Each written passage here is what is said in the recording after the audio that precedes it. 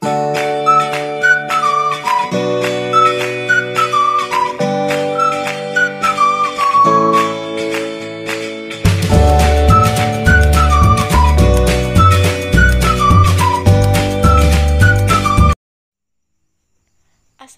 warahmatullahi wabarakatuh. Perkenalkan, kami dari kelompok 2. Di sini kami akan menjelaskan tentang HKSA obat anti kejang. Yang pertama, kami akan membahas tentang definisi obat anti kejang dan penyakitnya. Yang kedua, klasifikasi obat anti kejang. Yang ketiga, efek samping. Yang keempat, mekanisme kerja obat anti kejang. Yang kelima, struktur dan turunannya serta obat apa saja yang sering digunakan. Definisi dari obat anti kejang. Obat anti kejang adalah senyawa yang secara selektif dapat menekan sistem saraf pusat dan digunakan untuk mengontrol serangan tiba-tiba dari epilepsi tanpa menimbulkan depresi pernapasan. Yang kedua itu obat anti kejang itu bersifat simptomatik. Simptomatik maksudnya hanya meringankan gejala saja tetapi tidak menyembuhkan, sehingga pengobatan epilepsi diberikan seumur hidup atau secara terus-menerus. Yang ketiga itu pengertian dari epilepsi adalah gejala kompleks yang disertai oleh kambuhnya serangan hebat distremia otak yang disertai dengan gangguan atau hilangnya kesadaran dan kadang-kadang disertai dengan pergerakan tubuh atau yang lebih lazimnya disebut dari serangan epilepsi itu terbagi menjadi 4. Yang pertama serangan kejang parsial, yang kedua serangan kejang generalis, yang ketiga serangan kejang yang tidak diklasifikasikan, yang keempat status epileptikus. Di sini saya akan menjelaskan tentang serangan kejang parsial dan serangan kejang generalis. Pada serangan kejang parsial terdapat 2 gejala. Yang pertama ada gejala sederhana yaitu seperti gejala motorik, gejala sensoris, dan gejala autonomik. Yang kedua ada gejala kompleks. Gejala kompleks itu sendiri terdiri dari gejala pada kesadaran, gejala kognitif, dan gejala psikomotor. Langsung yang kedua itu ada serangan kejang generalis. Serangan kejang generalis sendiri itu terbagi menjadi 2, ada yang primer dan sekunder. Pada primer itu serangan kejang mioklinik, serangan kejang klonik dan tonik, klonik-tonik atau grand mal, dan serangan unilater, serta ada sekunder. Selanjutnya efek samping obat anti kejang. Efek samping obat anti kejang sendiri terdapat 6 efek samping yang dapat terjadi. Yang pertama kerusakan sumsum tulang belakang, yang kedua kerusakan hati, yang ketiga kerusakan ginjal, yang keempat kerusakan neuropati, yang kelima gangguan saluran cerna, dan yang keenam itu alopecia. Semua ini dapat terjadi jika penggunaan obat tidak sesuai dengan resep dokter dan digunakan secara terus-menerus, otomatis dapat terjadi efek samping yang tidak Berikutnya adalah mekanisme kerja dari obat anti kejang itu sendiri. Nah, bagaimana mekanismenya? Jadi, obat anti kejang serupa dengan anestesi sistemik dan sedatif hiponika. Kenapa? Karena obat anti kejang berstruktur tidak spesifik yang efek farmakologinya itu tergantung pada sifat fisika dan kimianya dan tidak oleh pembentukan kompleks dengan reseptor yang spesifik. Pada obat anti kejang mempunyai 2 struktur karakteristik, yaitu gugus yang bersifat polar dan biasanya gugus imido, dan gugus yang bersifat lipofil. Anti kejang dengan struktur yang sederhana berinteraksi secara tidak selektif dan menimbulkan beberapa tipe kerja. Sedangkan struktur yang lebih kompleks menunjukkan keselektivitasan yang lebih besar dari daerah reseptor lain sehingga masing-masing gugus menyebabkan kerja kualitatif yang berbeda. Nah, contohnya di mana gugus pertama bekerja dengan serangan kejang parsial atau generalis, sedangkan gugus kedua efektif bekerja pada serangan grand mal. Nah, obat anti kejang dan mekanisme kerjanya. Yang pertama, obat anti kejangnya itu lamotrigin, di mana dia berinteraksi dengan makromolekul reseptor yang menyebabkan perubahan konformasi struktur dan menghasilkan stabilisasi membran saraf parasimpatik dengan memblok saluran natrium, menghambat pengeluaran neurotransmitter sehingga terjadi efek kejang. Yang kedua adalah obat gabapeptin yang merupakan GABA mimetik, bekerja sebagai anti kejang dengan menghambat uptake GABA. Yang berikutnya adalah clonazepam, diazepam, phenobarbital, dan asam valproat, di mana obat-obat tadi itu bekerja dengan meningkatkan aktivitas sistem penghambat mediator GABA. Yang berikutnya ada obat etexsuximid, trimetadion, dan juga asam valproat, di mana dia bekerja dengan memblok aktivitas yang menimbulkan serangan dari leusin enkefalin karena diduga sistem neurotransmitter enkefalinergik terlibat dalam peristiwa hilangnya epilepsi. Kemudian berikutnya adalah phenytoin. Dia tidak mengubah sistem penghambatan neurotransmitter, tetapi menghasilkan hiperpolarisasi dan mengurangi potensi dari transmisi sinaptik. Efek ini mempengaruhi pengangkutan ion, yaitu natrium, kalium, dan jadi struktur kimia obat anti kejang yang akan kita jelaskan pada kesempatan kali ini yaitu ada dari turunan barbiturat, yang kemudian turunan hindatoin, turunan oxazolindindion, turunan succinimida, turunan benzodiazepin, turunan asam valproat, dan yang terakhir adalah turunan dibenzazepin. Nah, itulah turunan struktur kimia obat anti kejang yang akan kita bahas. Baik, langsung saja. Obat anti kejang turunan barbiturat yaitu hydantoin, oxazolindindion, dan succinimida mempunyai persamaan yang menarik, yaitu sama-sama mengandung struktur urieda. Turunan barbiturat digunakan untuk mengontrol epilepsi, tetapi efeknya kurang selektif. Turunan ini efektif untuk mengontrol serangan grand mal dan parsial atau psikomotor.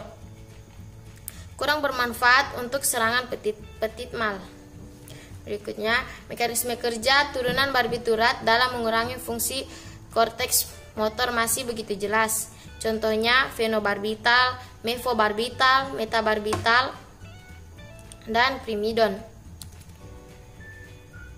Berikutnya, phenobarbital adalah turunan barbiturat dengan masa kerja yang panjang, lebih efektif untuk mengontrol serangan grand mal dibanding petit mal. Dosis 50-100 mg per kilogram berat badan. 2. Metarbital adalah turunan barbiturat yang bekerja secara efektif untuk mengontrol serangan grand mal, petit mal, mioklanik atau tipe campuran. Dosis 100 mg per kilogram berat badan. Yang ketiga, primidon atau sering disebut misolin, mempunyai spektrum aktivitas berbeda dengan phenobarbital dan menimbulkan toksik yang rendah. Efek anti kejangnya lebih rendah dibanding phenobarbital dan dapat menyebabkan toleransi. Digunakan untuk mengontrol serangan grand mal psikomotor. Ini saya akan menjelaskan tentang obat anti kejang dan aktivitas obat. Nah, selanjutnya saya akan menjelaskan pada poin kedua yaitu turunan hydantoin. Dapat kita lihat bahwa turunan hydantoin sangat efektif terutama untuk mengontrol serangan grand mal dan parsial atau psikomotor. Kurang bermanfaat untuk serangan petit mal. Contohnya mefenotoin NA, mefenitoin, dan etotoin. Selanjutnya saya akan menjelaskan poin pertama, phenytoin anti kejang yang sifat sedatifnya lebih rendah. Phenytoin efektif untuk mengontrol serangan grand mal, terutama bila dikombinasi dengan phenobarbital. Efek samping antara lain menimbulkan hiperplasia gingival pada anak-anak dan hiperaktivitas. Selanjutnya, mefenotoin jarang digunakan sebagai obat anti kejang karena menimbulkan hepatotoksik, dermatitis, dan anemia aplastik. Selanjutnya, etotoin mempunyai efek anti kejang lebih rendah dibandingkan phenytoin dan menimbulkan efek sedatif yang lebih besar. Pada pemberian secara oral, etotoin diabsorpsi cukup baik. Kadar darah tertinggi dicapai dalam waktu kurang lebih 2,5 jam dengan waktu paruh dalam plasma 3-11 jam. Selanjutnya pada poin ketiga yaitu turunan oxazolindindion. Turunan oxazolindindion efektif untuk pengobatan serangan petit mal dan tidak efektif terhadap serangan grand mal. Turunan ini menimbulkan efek samping seperti iritasi lambung, mual, pusing, dan gangguan penglihatan. Yang lebih serius dapat menimbulkan anemia, aplastik, depresi, susunan tulang belakang, dan kerusakan ginjal. Contohnya trimetadion dan parametadion. Selanjutnya pada poin keempat, yaitu turunan succinimida. Turunan succinimida mempunyai aktivitas yang cukup terhadap serangan petit mal dan tidak efektif terhadap serangan grand mal. Aktivitasnya relatif sama dengan turunan oxazolindindion dengan efek samping yang lebih rendah. Contohnya fexuximide, mectuximide, dan etosuximide. Etosuximide merupakan obat pilihan untuk pengobatan serangan petit mal dan juga efektif untuk serangan mioklinik. Pada pemberian secara oral diabsorpsi dalam saluran cerna dengan cukup baik. Kedua, mectuximide mempunyai aktivitas anti kejang yang lebih tinggi dibandingkan fentuximide dan etosuximide, tetapi menimbulkan toksisitas lebih besar. Absorpsi obat dalam saluran cerna cepat dengan waktu paruh plasma 3 jam. 5. Turunan benzodiazepin. Turunan benzodiazepin adalah penekan sistem saraf pusat yang terutama digunakan sebagai sedatif, hipnotik, dan relaksasi otot. Beberapa di antaranya juga efektif untuk pengobatan epilepsi. Tetapi penggunaan terbatas karena cepat menimbulkan toleransi. Contohnya chlordiazepoksid, diazepam, clobazam, flurazepam, lorazepam, dan clonazepam. Kemudian yang pertama, diazepam. Diazepam efektif untuk pengobatan status epileptikus akut bila diberikan secara parenteral. Masa kerjanya pendek sehingga untuk pengontrolan jangka panjang kurang efektif, biasanya dikombinasi dengan fenobarbital. Dosis intravena 0,15 sampai 0,25 mg per kbbb. Dapat diulangi selama 15 menit bila diperlukan. Kedua, clonazepam atau rivotril adalah obat penekan sistem saraf pusat dengan masa kerja yang panjang. Efektif untuk mengontrol serangan petit mal atau mioklinik. Absorpsi obat dalam saluran cerna cepat dan sempurna. Kadar plasma tertinggi dicapai dalam 1-4 jam sesudah pemberian oral. Waktu paruh eliminasi antara 20-60 jam. Dosis 2-4 mg per kgbb. Nah, di sini saya akan melanjutkan materi pada slide 22-24 yang dimana itu yang keenam, turunan asam valproat. Asam valproat digunakan untuk pengobatan serangan petit mal dan mioklonik. Efek anti kejang berhubungan dengan meningkatnya kadar gamma aminobutyric acid clonazepam, tetapi aktivitas terhadap serangan petit mal lebih besar dibanding clonazepam, tetapi aktivitas terhadap serangan mioklonik lebih kecil. Efek samping relatif kecil, terutama adalah gangguan saluran cerna. Sesudah pemberian secara oral, asam valproat cepat diabsorpsi dengan sempurna pada saluran cerna. Kadar darah tinggi dicapai dalam waktu 1,5 sampai 2 jam. Dalam waktu paruh dalam plasma kurang lebih 12 jam. Dosis awal 5 sampai 15 mg per hari. Dalam dosis terbagi, dosis pemeliharaan 15 sampai 25 mg kilogram berat badan per hari. Yang ketujuh yaitu turunan dibenzazepin, contohnya carbamazepin dan oxcarbazepin.